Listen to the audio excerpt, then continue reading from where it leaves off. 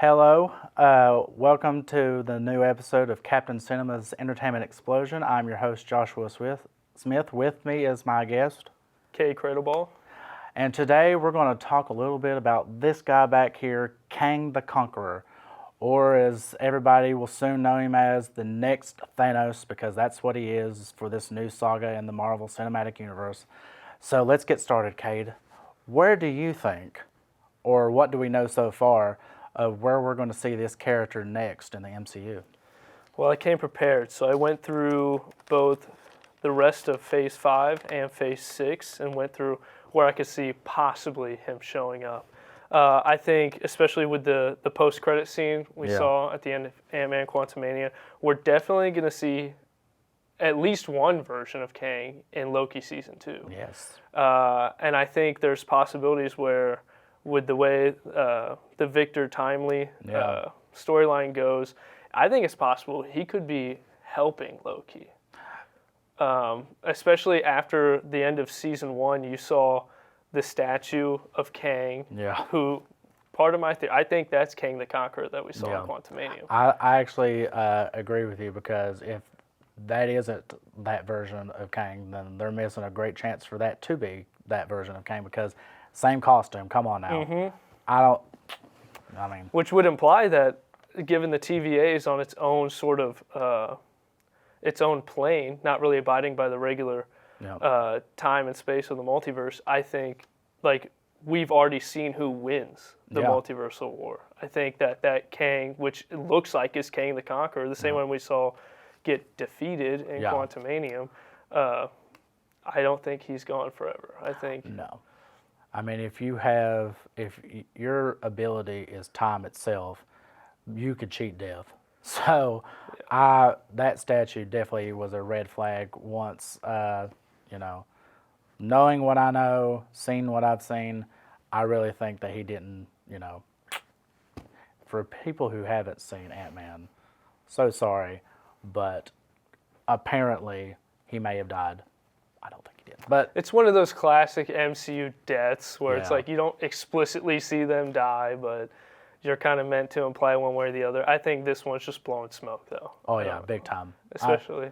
I think it's actually interesting the fact that, so speaking of Kang, he was a huge part, obviously, of the end credits for Ant-Man and the Wasp Quantumania. And the Council of Kang, kind of shunned him. They put him into the quantum realm for a reason, because that version of Kang wanted to be that, like the Kang above all Kangs, I guess, is how they kind of described him as. And I think that it's interesting that we got to see that moment, because there's a comic book strip that looks almost identical to how it was presented in the end credit scene for Ant-Man, which was great to see that, all the different versions from all different timelines of Kang. We even seen a Skrull Kang at one point. There was a lizard Kang. But I think we're in for a really, I think our heroes are in for a rude awakening whenever they finally, meet him. So far it's just been Loki and Ant-Man. So I think everybody else is screwed. And that's why, especially when you're looking at where you're going to see him next, I don't know if it's going to be as often as people might think. I think it'll be a lot more than Thanos, whereas you only got a sprinkle of Thanos here or there. I think the variants of Kang will be more prevalent in Phase 5 and 6, leading up to Kang Dynasty and Secret Wars. But I don't know if you saw, but one of the VP, Stephen Broussard, he said every project from here on out, you're going to feel the effects of Kang in every corner of the MCU. I actually should. Which is interesting, because I don't know if that's necessarily going to be true. I think you might see some ramifications, whether he's on screen or not. I don't know. I felt the presence of Thanos in a handful of the Marvel movies through the first 3 phases. Like, anytime that they even mentioned an Infinity Stone, or even had a moment where, for me, Kang in this movie was like Thanos' role in the first Guardians. Like, he was important, he was there, he was present. He needed to make sure that you knew that he was around. Kang is bigger than that, but I feel like the present was always there no matter what for the first three phases when it came to that villain. So this one is even greater. Yeah, and I think the screen time is really going to tell, especially comparing him to Thanos. I think, which is one thing I think Quantumania did really well, was keeping it a lighthearted Ant-Man type movie while still seeing the way Kang conducted himself, that he was still menacing. Like the Ant-Man vibe didn't take anything away from Jonathan Majors or Kang the Conqueror. But you do have these stretch of movies in Phase 5 especially, and leading into Phase 6, where you have Captain America New World Order, Thunderbolts, you have the Secret Invasion TV show, where like it's hard for me to imagine them shoveling anything Kang related into those. Exactly, yeah. They're a little more grounded, which I think is necessary. Yeah. But I think especially we got this little hint of Kang, which some critics weren't very fond of.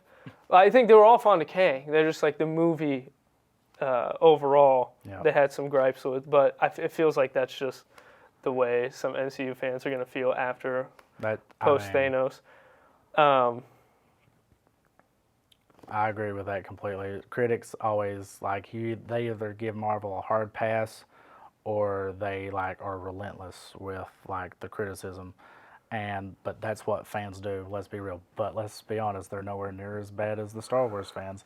So moving on, what impact do you think Kang will have in the MCU moving forward? I mean, this character is bigger than life.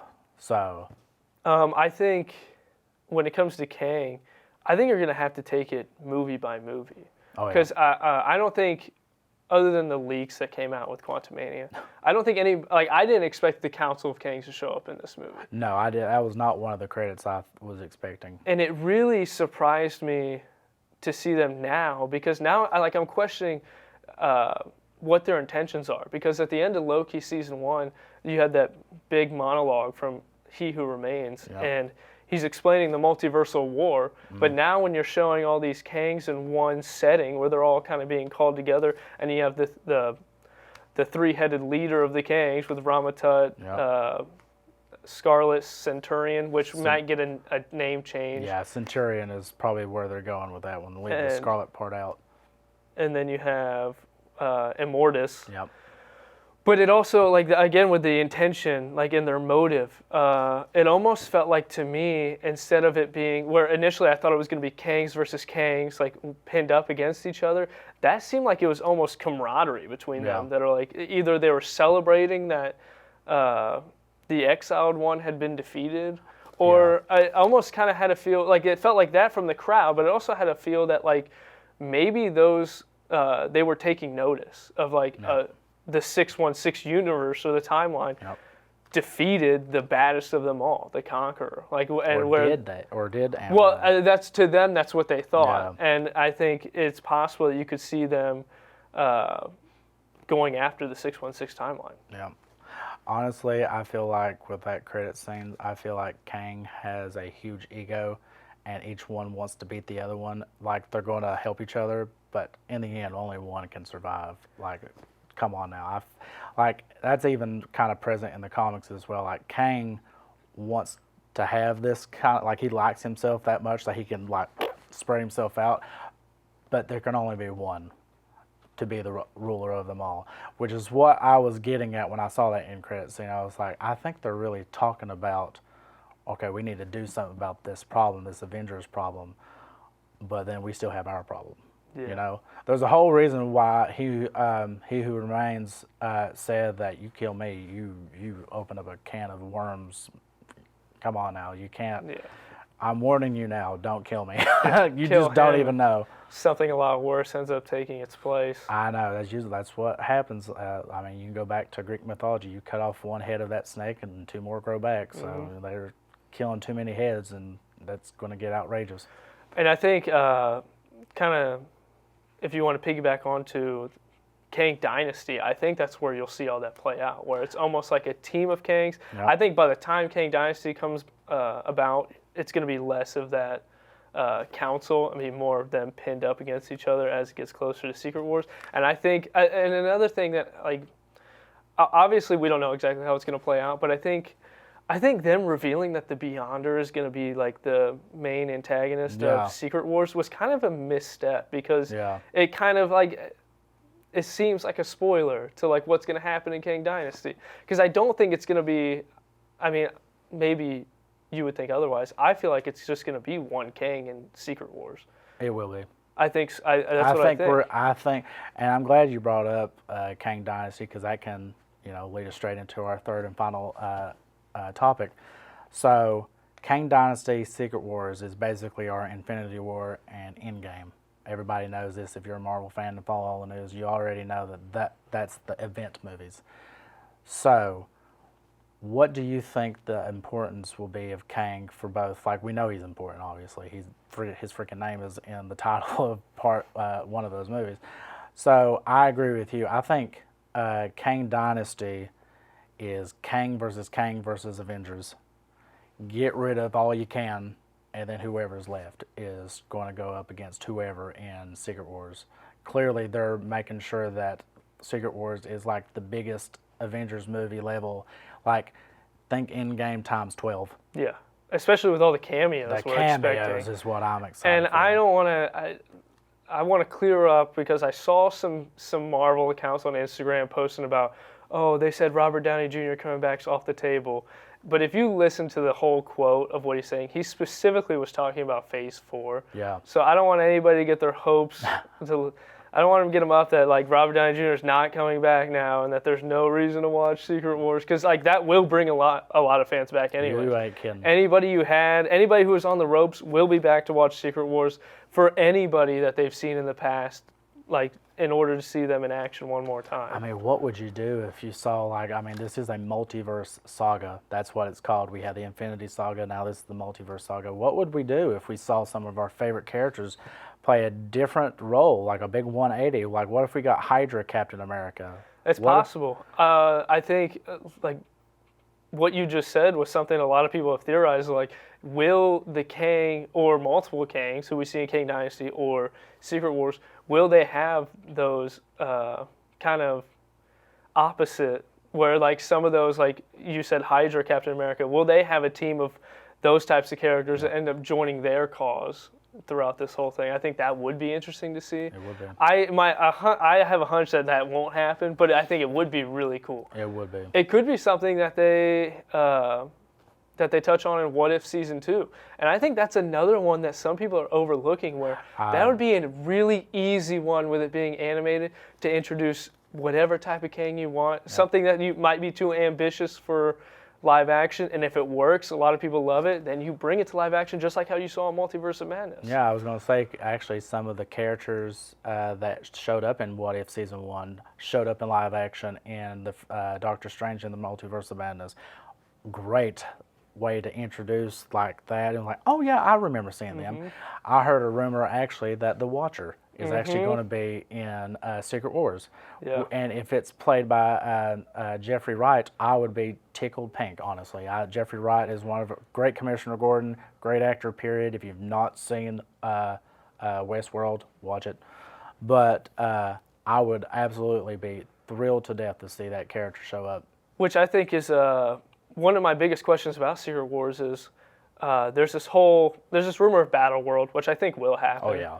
How they're going to explain that's going to be kind of weird, but whether it's a huge world or not, though, somebody's going to have to gather the troops at some point. And I think the Watcher might be the one who does that for them. And you've seen multiple iterations of Secret Wars in comics and TV shows where it's been different ways that they all kind of come together in the end. But I think the Watcher would be kind of an interesting one to use for that. I mean, that's something him and Kang have in common. They've seen it all, they know it all. In the first season of What If, the reason why he assembled that team is because, like, that was the way to go. That was who was left, basically, at that point. And I really think that it's probably going to play out the exact same way. One of my favorite lines in Quantumania was the fact that Kang looks at Ant-Man and says, "Haven't I killed you before?" You all start running together after a certain point. Such a boss line from a villain. I mean, come on. So I want to see that actually play out. I want to see multiple versions of our favorite heroes go up against him, and he actually kills them, and then we get to see like a different version on his team. That's what I think. I thought that would have been really cool to see in Quantumanium, and if it didn't happen there, it could easily happen down the line. I think just like maybe a flashback or a montage of like certain like different versions of Kangs killing different versions of the Avengers, just to like display how powerful they are. And that was kind of another one of my gripes of Ant-Man Quantumania was you saw a glimpse of his power, and I know they don't want to give away everything. But when I read that they had to cut out some fight scenes because they deemed them too violent, that seemed like such a missed opportunity. And I think that's another problem that the MCU is running into is they're trying to please so many people at once. And you've gotten, the universe has gotten so big to where you almost need to write down certain prerequisites to watch each film. Exactly. Like, rather than, oh, I'm a new fan, let me go watch phases 1 through 4, and phase 4 alone was 51 hours of content. Oh yeah. Like in order to do all of that before you see one movie that you might hear about in the trailers, like a couple months before it comes out, almost impossible. So I think you do need to start deciphering between what is for the children and what's not. And I think Ant-Man with Kang would have been a good one to kind of give his trilogy a different light, more darker tone, and also shine, and that would shine even more light on Jonathan Majors as Kang. And I think they're gonna explore that route of like more adult content with Marvel, especially with Deadpool 3 coming out. And I would assume that's gonna be such a box office hit. That it's gonna end up calling for more rated R films, which I'm really excited for.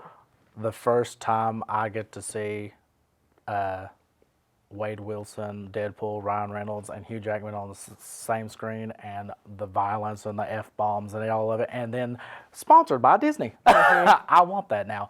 I just want the mouse to flip the bird just one time, just to say, screw it, let's just do it. You know that he's going to make some sort of fourth wall break. Please. About Disney, Fox. I honestly the think MCU probably. I think that, I mean, the first 2 Deadpool movies, obviously, he complained about not having the budget. Now that he's got the budget, go for it. Just give me all the jokes. I need it. And I know you're a big X-Men fan, which is probably the one section of Marvel that I need to brush up on because I don't know a whole lot about them.